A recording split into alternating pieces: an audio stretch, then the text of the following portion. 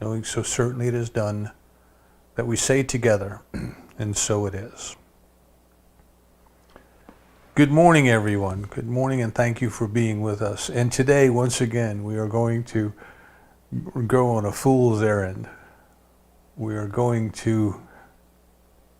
into the ineffable to describe the ineffable.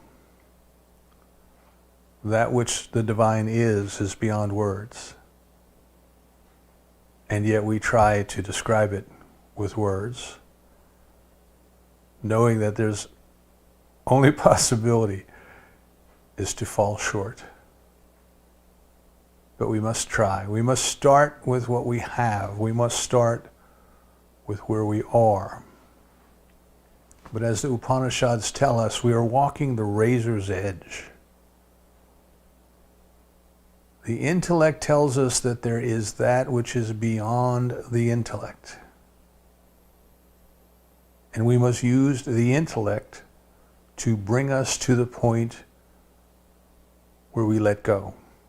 We let go of the intellect. It has taken us as far as it can. If we hold on to it, if we try to take it with us any further, we will be stuck. We will be stuck. That is the task. That is the task at hand. That is our growth.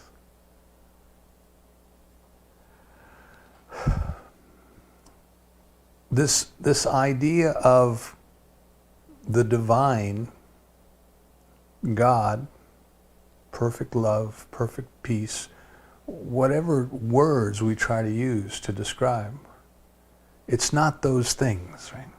These are just symbols that we use to try to bring our awareness to something that these words represent.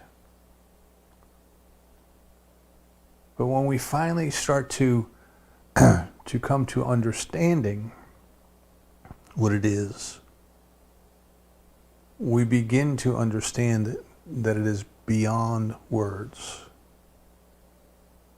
It is something that must be experienced and can only be known by experience. So today we want to talk a little bit more about the techniques, the practices, the spiritual discipline that we have been talking about, things that we do that help us to move beyond the intellectual knowing, that help us to move into the actual experience of the divine. So I want to start today, I want to read you a little bit of the opening of a book called The Essential Rumi, holding it up for the folks on YouTube. It's The Essential Rumi, and it's a translation by Coleman Barks and John Moyne, M-O-Y-N-E. Just a little kind of personal note about this for those who were with us in Wilmington.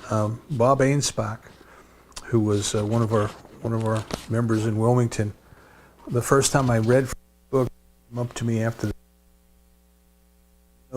Coleman Barks was my roommate at a conference. Bob was a professor, a teacher, and he shared a room, as best I remember the story, with Coleman Barks. So we have kind of a personal connection to it. Now Rumi was a Sufi mystic, and he lived around the year 1300 in Afghanistan. In fact, if you've ever seen the Whirling Dervishes, Rumi is said to be the one who started this spinning in the flow, in the force, in life itself, just participating in life. Hand up and one hand down, one hand receiving, one hand, and just being twirled in the ecstasy of being of allowing this divine flow, this divine flow pass through us. So keep that in mind as we flip back to what Ralph Waldo Trine told us a few weeks ago, right? That if we open ourselves up to this flow, divine life knows what to do. It's like opening the water gate on the aqueduct. As soon as that water starts flowing, right, the life starts growing in the pond. Remember that? The life starts growing and it starts flourishing, and it takes all kinds of beautiful and unexpected forms. Get in that flow, you see? That's what we're talking about. Experience it. Don't know words about it, sing songs about it. Experience it. Feel it. This is what we're trying to do. Open ourselves up, open our hearts up. When we talk about the heart, we're talking about our feeling nature. I was reading a bit in Osho this morning. He said most every culture.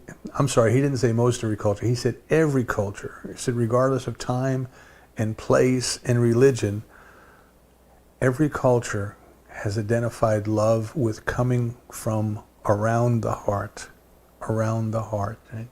If you're familiar with the 7 chakra system from the East, the heart chakra is where we start to experience love. And the heart chakra is where the human meets the divine. The first 3 chakras are concerned with just being alive, or just living. And we share those same energy centers with all creatures. All creatures are just trying to survive, just trying to stay alive. But it is when we come to the heart, when we start to come to the heart and be motivated from the heart, see, this is when we start to step into our spiritual nature. So the first 3 chakras then are the human. The top 3 might be considered the divine, and the heart is where the 2 meet. This is where we discover the Christ, the presence of the divine within us. If you think of the symbol of Christianity, which is the cross, where the 2 lines intersect, is at the heart. If we look at the symbolism in the mythology of Buddhism, the Buddha was born from his mother's side.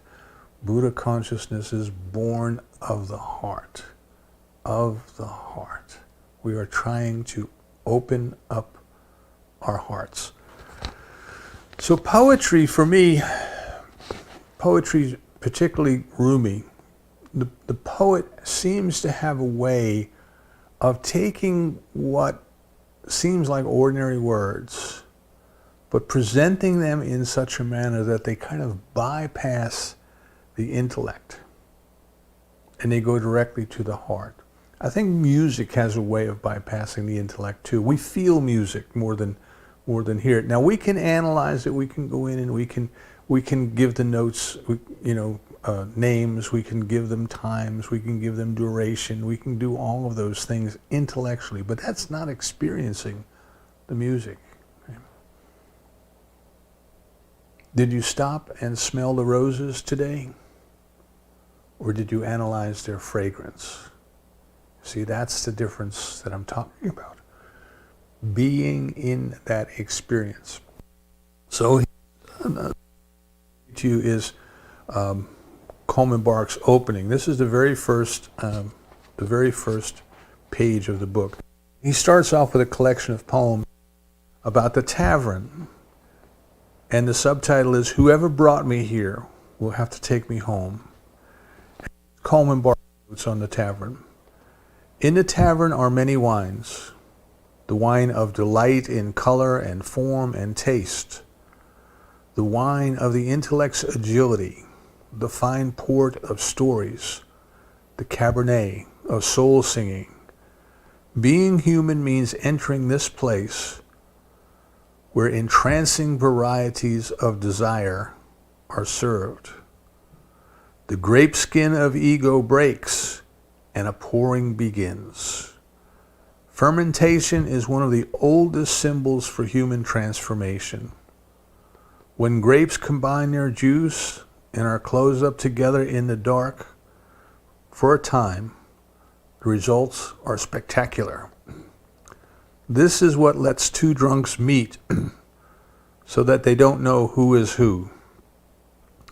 Pronouns no longer apply in the tavern's mud world of excited confusion and half-articulated wantings.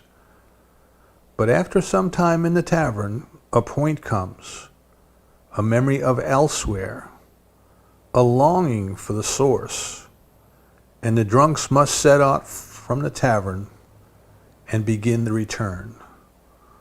The Quran says we are all returning. The tavern is a kind of glorious hell that human beings enjoy and suffer and then push off from in their search for truth. The tavern is a dangerous region where sometimes disguises are necessary, but never hide your heart.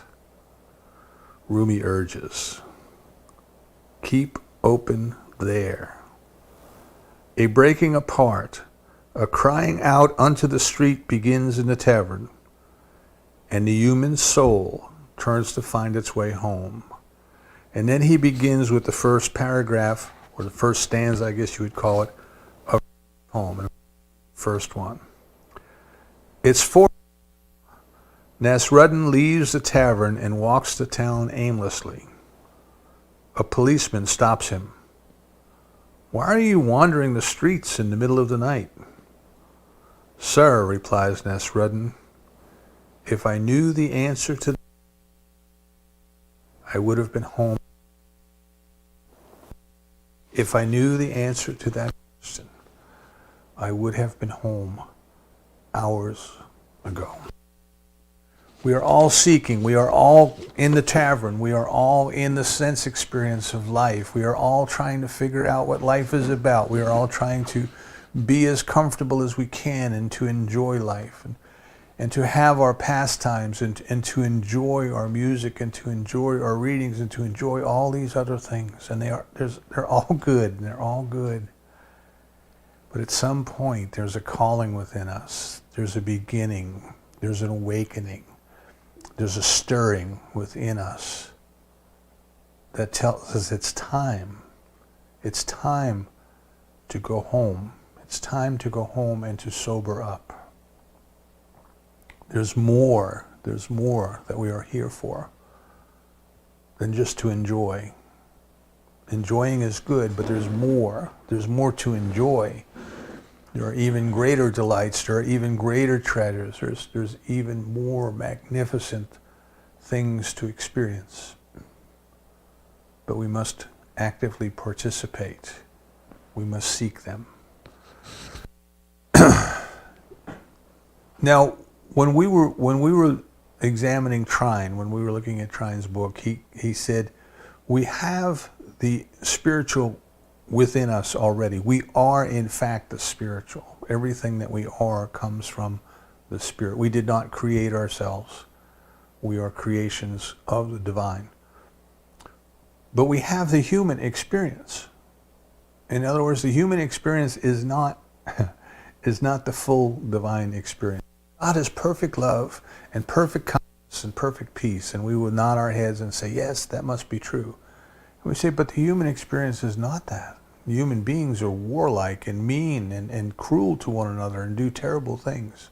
How can it be that this perfect creature that is so cruel? And the explanation that Trine gave us is that the connection between the spiritual and the human is our consciousness, our thoughts, our attention, our awareness.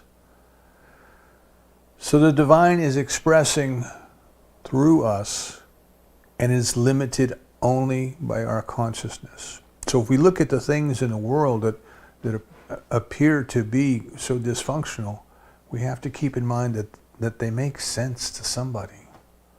People are doing the things that make sense to them. Their consciousness, their intellect, believes that that is appropriate. And if they knew better, they could do better. But again, this knowing is not necessarily an intellectual knowing. Awareness may start with the intellect, but understanding comes with the experience, you see.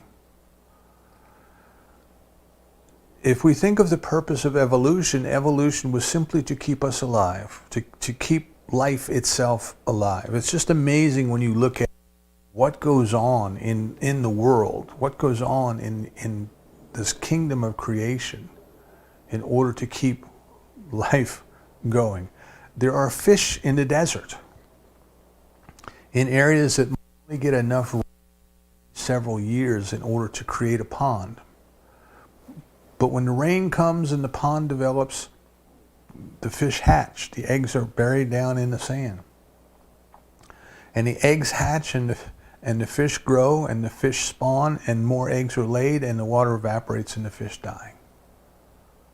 Life has figured out a way to survive in extreme conditions. We see the salmon swimming upstream.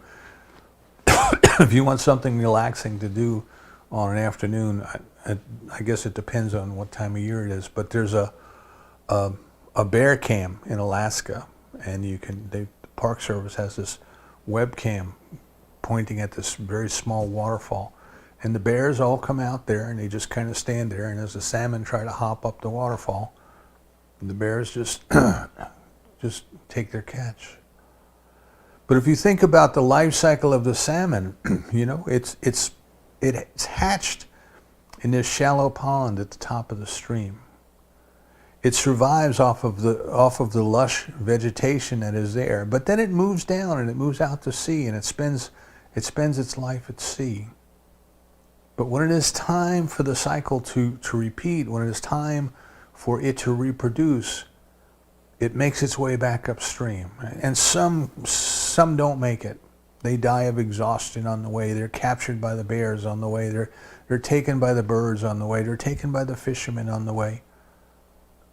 So the ones that do get there are the toughest. And then they spawn. And as soon as they have laid and fertilized their eggs, the adults die. And their bodies become the fertilizer that makes the plants grow, so that when the next generation hatches, the food will be there. Life has created this perfect cycle for the purpose of just ensuring that life continues. I did a little research. I don't know if you can call it research. I kind of looked stuff up the other day, and I was just wondering, how long has what we call modern man, how long have people like us, human beings, people capable of being self-aware, self-consciousness, how long have we been on the planet? And the estimates vary, but I kind of latched onto a number of 100,000 generations have gone before you and I. 100,000 generations have gone to get us to the point where we are today. And the purpose of evolution, from our view, from a spiritual standpoint, was to produce a being capable of self-awareness, capable of thinking about what they think about, capable of waking up in the tavern and deciding it's time to figure out who brought me here. The one who brought me here is going to have to take me home. Who am I? Why am I here? Where am I going? So our heart begins to stir. Now, as I mentioned last week, in this process of evolution, the intellect developed the ability, and this is just Jim's view of the world, the intellect developed the ability to take routine things and file them away. Something occurs, we look at it, we kind of label it, we identify it. Do I know what that is? Do I not know what that is? Is it a threat? Is it not a threat?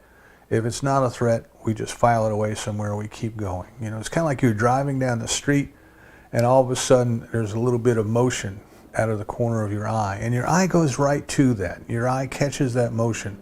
And what are you looking for? You're looking to see if there's danger there. Is this a child playing ball that might run out in front of the car? Is it, if you live in the country, we used to drive through Camp Lejeune on a regular basis, and it's full of deer in there. So the whole time we're driving, they're just kind of being sensitive to movement. Is this a deer about to jump out in front of the car? These kind of things. But as soon as we look at it and say, "Oh no, not a deer. That's just some blowing in the wind," we forget about it. See, our attention is now freed up to keep looking. So what has happened is the intellect is kind of honed to be looking for the things that are danger, the things that can go wrong. And now what we're discovering is we have reached that point in our evolution where evolution has taken us as far as it can on the path of spiritual growth. Evolution cannot take us any further. We have to cooperate. We have to step into what Thomas Troward called the fifth kingdom. We have to become aware of our spiritual nature. We have to understand that there is a spiritual nature within us, but then we have to experience it. We have to experience it. And it's not good enough to just know about it. It's not good enough to just sing about it and feel good about it. We must experience it. We must experience it.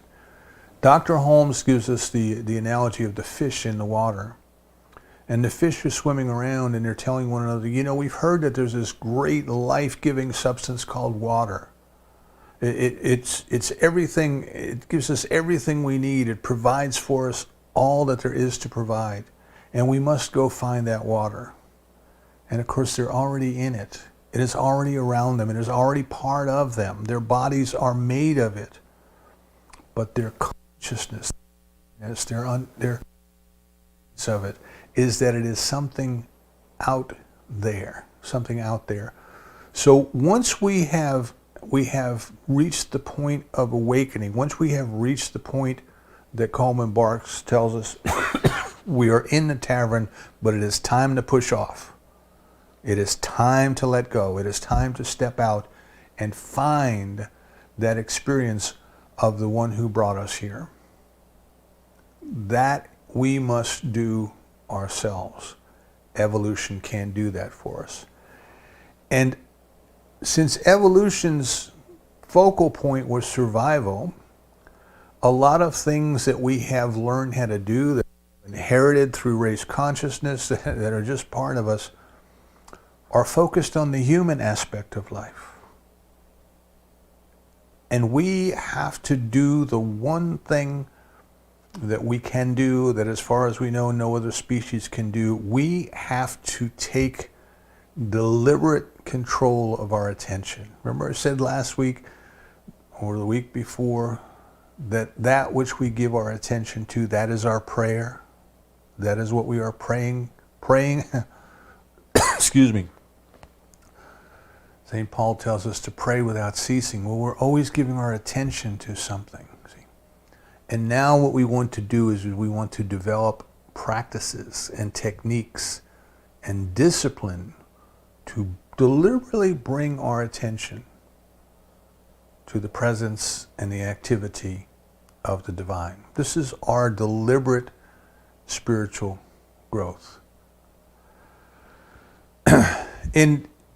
In ancient scriptures that come to us from the Middle East, we are given the imagery of the Good Shepherd, the Good Shepherd. Now, we have to understand the relationship between the shepherd and the lambs and the goats that the shepherd took care of. They were like its pets. They were like the shepherd's pets. They did not raise the animals for eat, to slaughter, to put on their table. In fact, if an animal broke its leg or something and it had to be put down, they would, in fact, eat it. But there was a blessing that the neighbors would give them and say, may you never have meat on your table again. May you never lose another one of your friends like this. So the crook, the shepherd's staff with the crook on it, this was to gently bring the little ones when the lambs came in and they were all walking around. The shepherd was to protect them and had a rod and a staff. And the rod was to knock bears on the nose if a bear tried to get too close to the flock. Now, you think you have a tough job. I'll give you a baseball bat and tell you to go chase the bears away. So you need to have this little image then of what discipline is, right? Discipline is just a gentle bringing back into the path that everyone's walking. So if the little one wandered off, the shepherd would reach out with that hook on the stick and just gently bring that little one back. Just gently bring it in, see? One would wander the other way, just gently bring it in. If one fell down in a ditch, they could reach down with the hook and they could lift him up and pull him up out of the ditch, see? But protecting them, caring for them, and gently bringing them back. This is what we do in meditation, you see? This is what we do is we bring our awareness to a single point, whatever that single point might be. Flame of a candle, a plant, our breath, whatever it might be. See, our mind starts to wander, our attention starts to wander, and we gently bring it back. And all we are doing at that point is we are just training, using discipline to gently train ourselves to keep our mind on one thing. And here's why that's so important. How can you, if you can't keep your mind on one thing, how are you going to keep your mind on God? Because your mind's going to be all over the place. I love the movie with Billy Crystal and Danny DeVito, Throw Mama from the Train, where Danny DeVito just kept going, oh, look, cows. He was easily distracted. We are easily distracted. We are in the tavern. We are distracted by the sights and the sounds and the smells and the taste and the music and the company. And now we want to step into that fifth kingdom that Troer talks about. We want to begin to act as the spiritual beings that we are. So much of what the intellect has developed, and the intellect's creation, the ego, much of what has developed is solely for the purpose of survival. And now we have to recognize that we are alive, we are part of that life that was never born and shall never die. And what we wish to do is just simply discover by experience more of what that is, more of what that is. We want to let go of the intellect. We've walked the razor's edge to the end, and now we want to let go of the intellect, and we want to experience that which the intellect tells us is there. And so the intellect says it's there.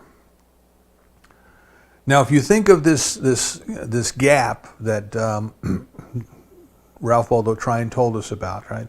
The bridge between the spiritual us and the human us, and that bridge is made up of our consciousness and our thoughts.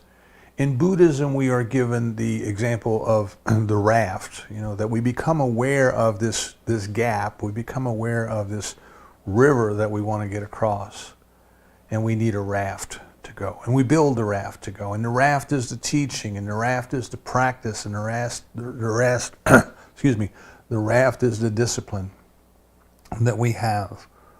But once we get across to the other side, we no longer need the raft. Once we get across the other side, it would be silly to carry that raft on our backs and say, hey, look at my raft. It's a beautiful raft. I used it to get across the river. Isn't it wonderful? You're done with it. You don't need it anymore. It has fulfilled its purpose. Excuse me while I get a drink of tea.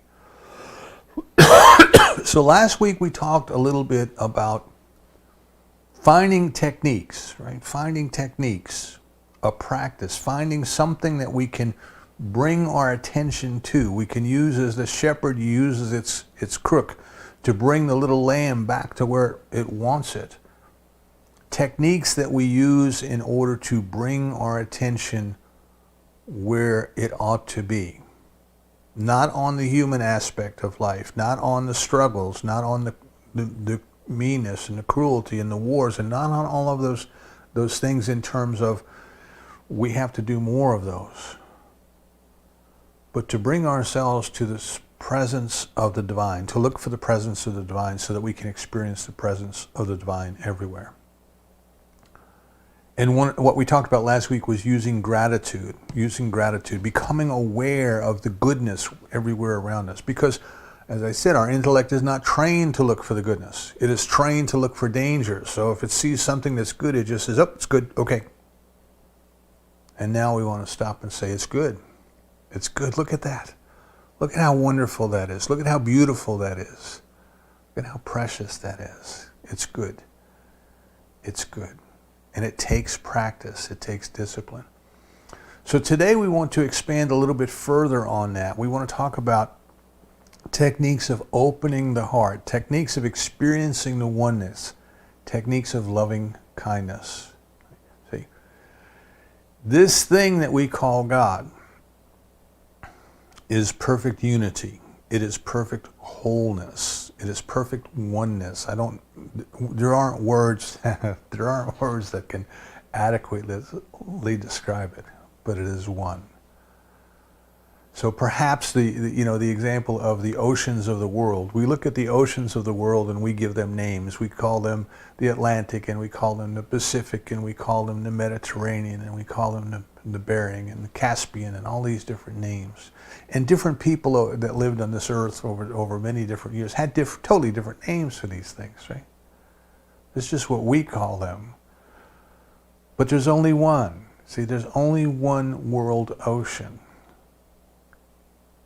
We just call it different things depending on where we are when we are viewing it. But there's only one. Now, bringing ourselves to experience that oneness of the ocean, so we could start with an intellectual understanding that it's just one. Well, yeah, that makes sense if I look at a map, and all these kind of things. But how can we experience that oneness? So if God is perfect oneness, perfect unity, perfect wholeness, then anything within us that divides that oneness, divides that wholeness, separates us from it, that separates us from God. So the intellect is kind of always analyzing and dividing and separating and putting things into pigeonholes. But if we are to experience the presence of God, we need to drop all of those.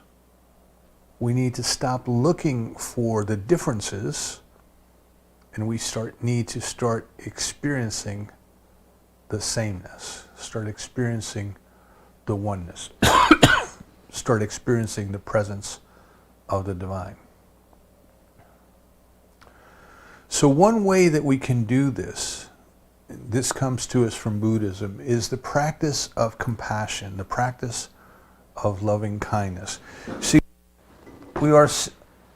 by nature, we are self-centered. We are focused on our own little world, our own needs, and everybody's kind of functioning from that. Everybody's coming from that place. And if you want to look at why people are doing things in this world, they're all coming from that place. Somehow, somewhere, whatever they're doing seems to make sense to them in terms of what's best for them. What is their self-interest? Nothing wrong. Nothing necessarily wrong with that.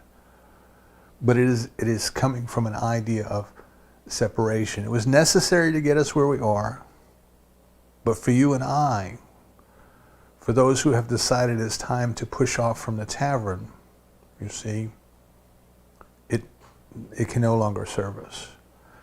So can we look at other people? Can we bring ourselves to look at the situation of other people? Can we bring ourselves to think of others as we would think of our own selves, The Buddha gives us the example of how a mother would care for its only child. A mother would do anything for its only child. And he then asks us if we can love one another the same way. See, the definition of love that we're using here is the experience of oneness. Can we experience oneness? Can we experience oneness with others, with all other people? And can we experience it first within ourselves?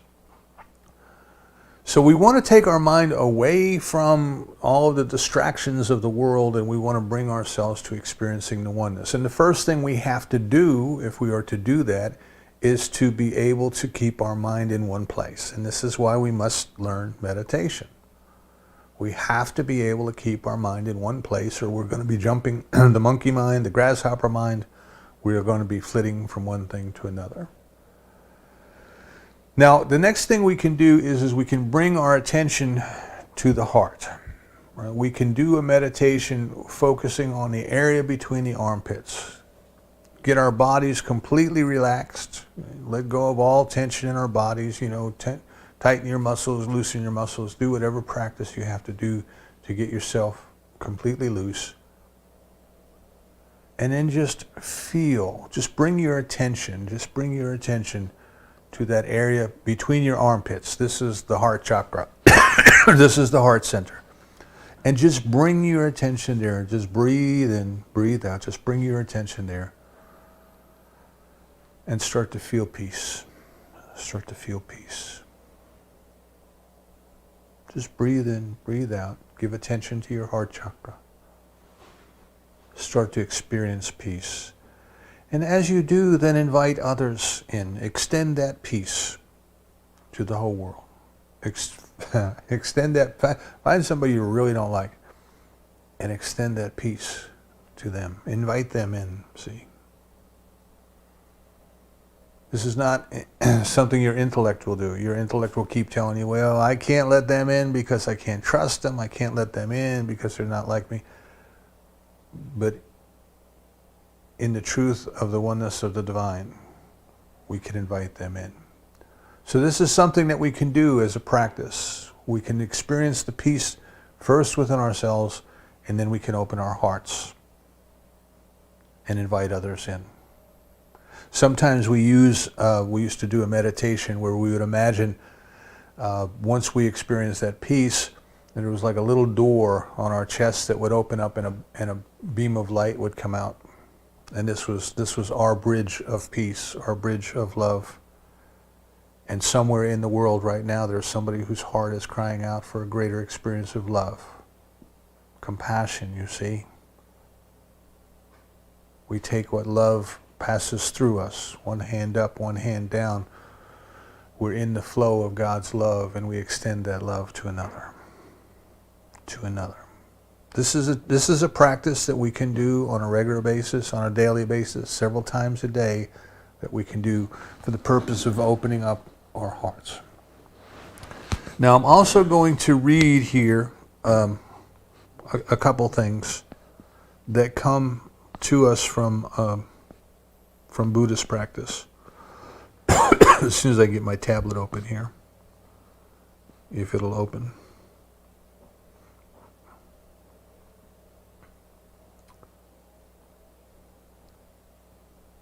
And my little wheel is spinning, spinning, spinning. There we go. So this is called the Metta Sutta, M-E-T-T-A Sutta. It's the Buddha's words on loving kindness. And if you just search for the Metta Sutta, you will find this. Different translations, but very similar.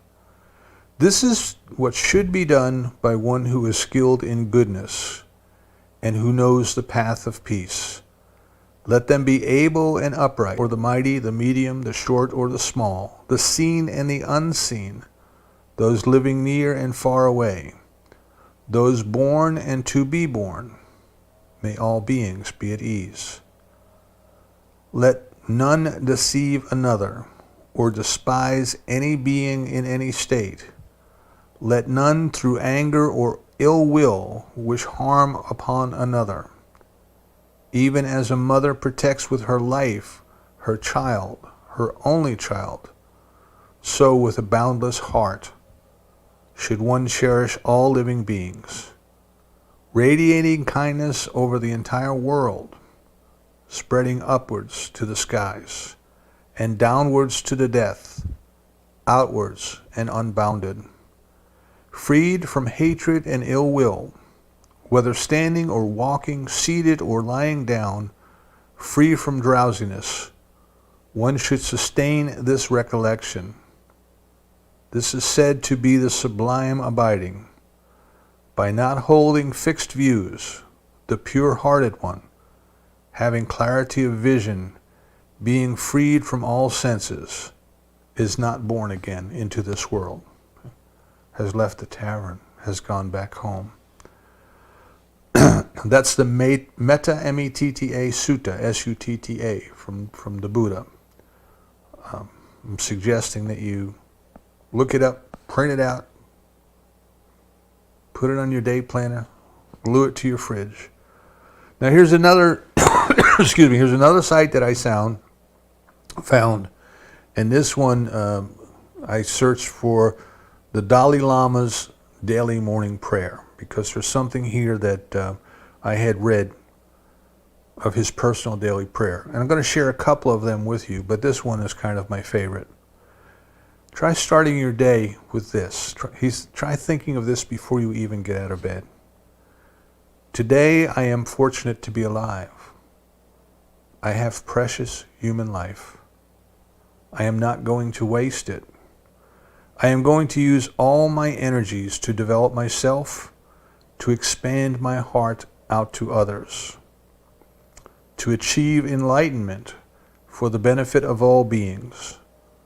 I am going to have kind thoughts toward others. I am not going to get angry or think badly about others. I am going to benefit others as much as I can. Right? And here's a prayer for compassion. May I be at all times, both now and forever, a protector for those without protection, a guide for those who have lost their way, a ship for those with oceans to cross, a bridge for those with rivers to cross, a sanctuary for those in danger, a lamp for those without light, a place of refuge for those who lack shelter, and a servant to all in need. I'm going to give you one more, but your homework is going to be to do some research and then find some that work for you to develop your discipline and your practice.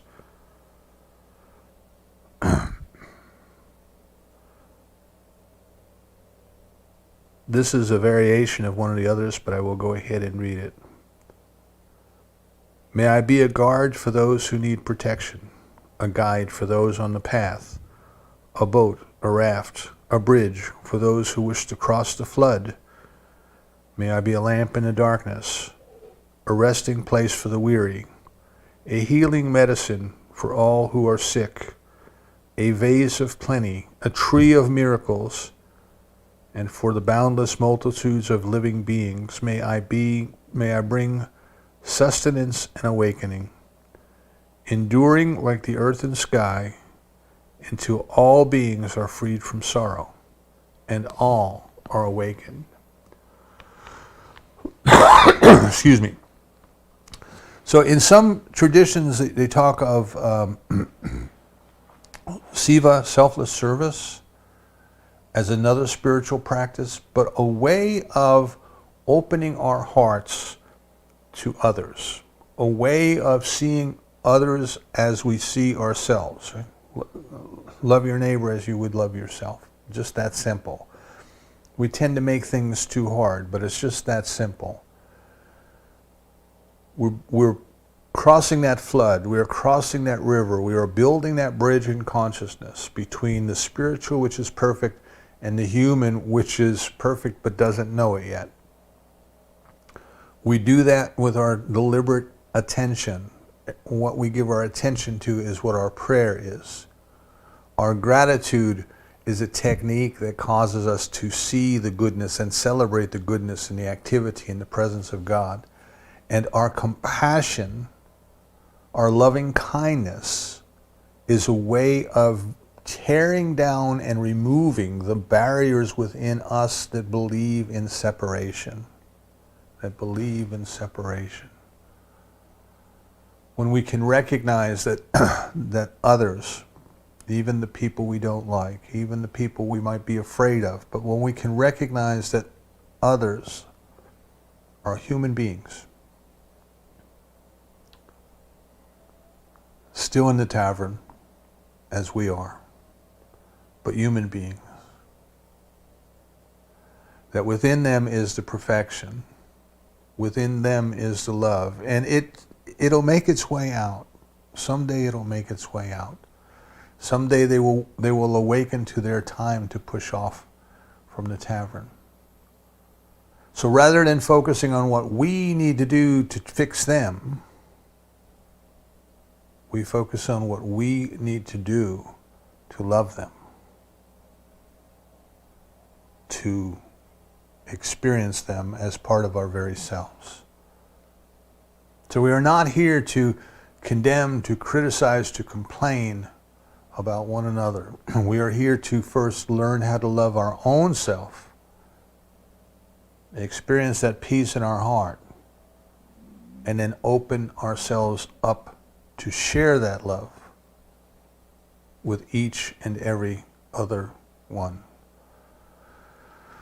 So last week we talked about making gratitude a spiritual practice. This week we're talking about opening your heart through loving kindness, through compassion, through deliberate actions, through deliberate prayer, through deliberate attention. If something comes to you that tells you that this other is not like you, stop right there. Stop right there. That is your opportunity for growth. Evolution had us survive, and we survived long enough to wake up. But once we are awake, we have to move away from the things that got us here, because they're not going to let us go the rest of the way. We're going to have to shed some of that. Those ideas of separation are going to have to go. We need to experience the oneness, the presence of the divine. So I invite you this week, consider your spiritual practice.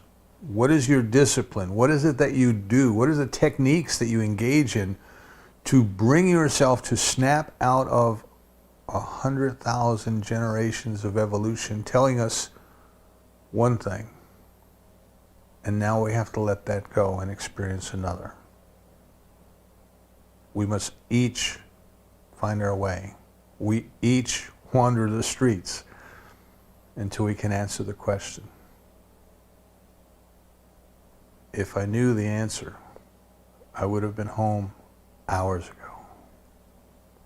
We're all returning. We're all on our way home. Let's be disciplined about it. How much time each day do we spend with it? Is it enough? Only you can answer. And so it is.